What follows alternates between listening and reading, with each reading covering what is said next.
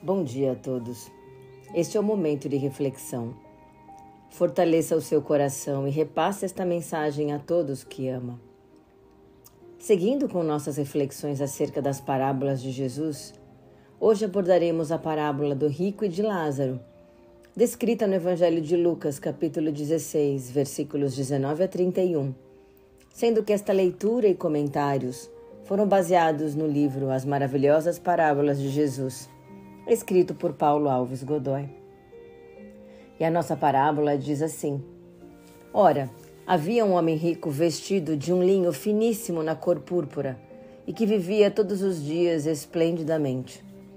Havia também certo mendigo chamado Lázaro, que era cheio de chagas e sempre ficava na frente da porta do homem rico, esperando para alimentar-se das migalhas que sobravam da sua mesa, enquanto os próprios cães vinham lamber-lhe as feridas. E aconteceu que o mendigo morreu e foi levado pelos anjos para o seio de Abraão. E morreu também o rico, e este foi sepultado. E no inferno ergueu os olhos, estando em tormentos, e viu ao longe Abraão junto de Lázaro.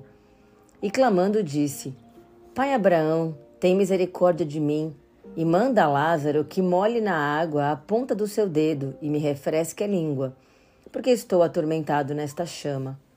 Disse, porém, Abraão: Filho, lembra-te de que recebeste os teus bens e tua vida, e Lázaro somente males, e agora este é consolado e tu atormentado.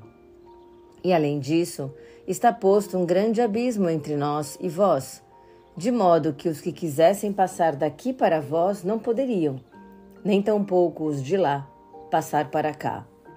E disse o rico: Rogo-te, pois, ó Pai, que o mandes à casa de meu pai, porque tenho 5 irmãos, para que lhes dê testemunho, a fim de que não venham também para este lugar de tormento.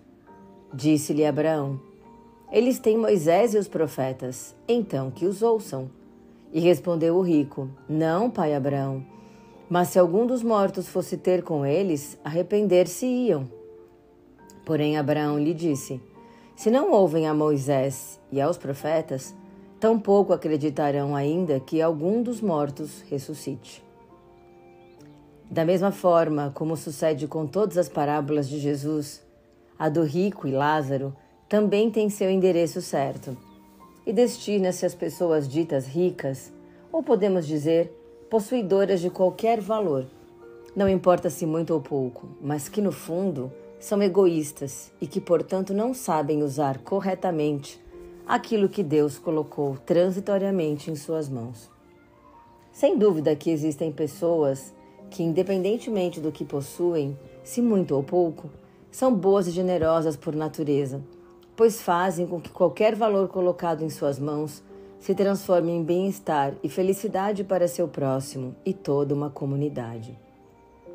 Por outro lado, existem aquelas pessoas que podem ser classificadas como perdulárias, egoístas, avarentas, que só se preocupam com a construção e manutenção do seu próprio status social e de sua família, e que tudo fazem para levar vantagem e abusar dos outros, acumulando valores apenas para si, sem nada compartilhar e nem dividir.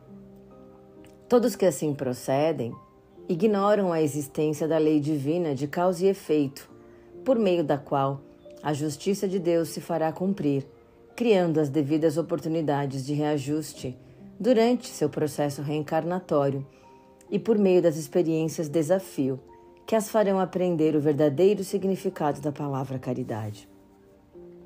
Quando Jesus afirmou que é mais fácil um camelo passar pelo buraco de uma agulha do que um rico entrar no reino dos céus, obviamente se referiu a essa classe de pessoas egoístas e avarentas, independentemente da quantidade de bens que possuíam, pois não é a quantidade de bens materiais ou valores que possuímos que nos define, mas a maneira como utilizamos o que nos foi confiado nesta presente reencarnação, se em favor daqueles mais necessitados ou se apenas em nosso próprio usufruto e benefício.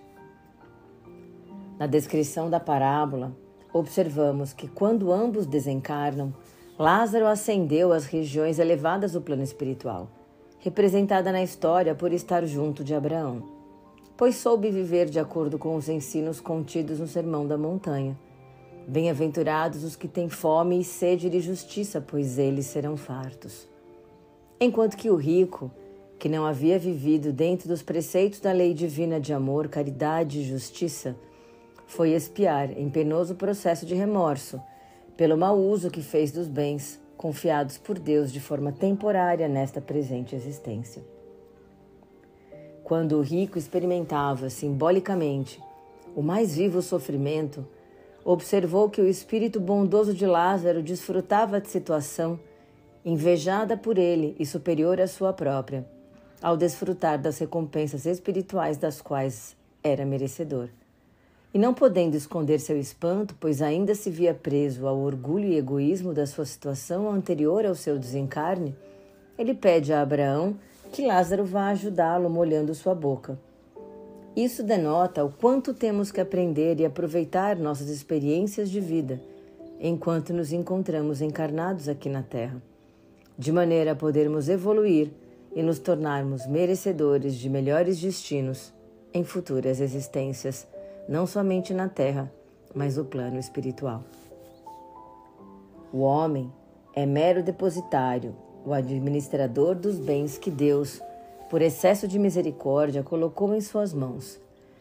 Entretanto, severas contas lhe serão pedidas do emprego que tenha praticado, em virtude da aplicação do seu livre-arbítrio.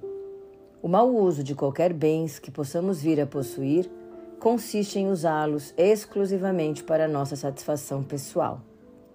Por outro lado, é benéfico o uso desses mesmos valores, quando deles resultar o bem, não somente para nós mesmos, como também para os outros ou para uma coletividade. O apego aos bens terrenos e consequente egoísmo constituem grandes entraves ao aprimoramento moral e espiritual do homem. Por isso, severa vigilância deve ser desenvolvida por todos nós, independentemente dos bens e valores que venhamos a conquistar. Tanto a riqueza como a pobreza constituem provas muitas vezes rudes para os espíritos em aprendizado terreno, e tanto uma como a outra podem ser alvo de quedas e de dores, de elevação e de felicidade. Assim, bem-aventurados aqueles que souberem servir a Deus, independentemente do excesso ou da falta que suas vidas lhes ofereçam, sabendo exercitar as virtudes do amor, da justiça e da caridade, por meio do compartilhamento do que temos, bem como pelo exercício da humildade, da mansuetude e da resignação, como resultado da aceitação das provas e experiências desafios oferecidos por Deus como frutos da sua misericórdia e amor por todos nós.